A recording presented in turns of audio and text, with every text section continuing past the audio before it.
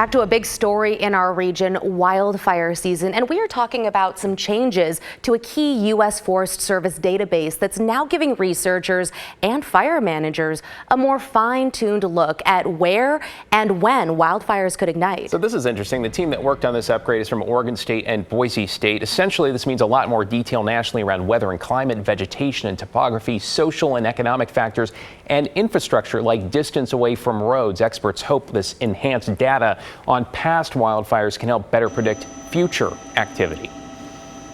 So it gives people a much better sense of, well, if you're thinking about a particular cause of wildfires, what are the circumstances under which an ignition is, statistically speaking, most likely? So the improved database should help communities better prepare for and respond to wildfires and also bounce back after them. We'll be right back.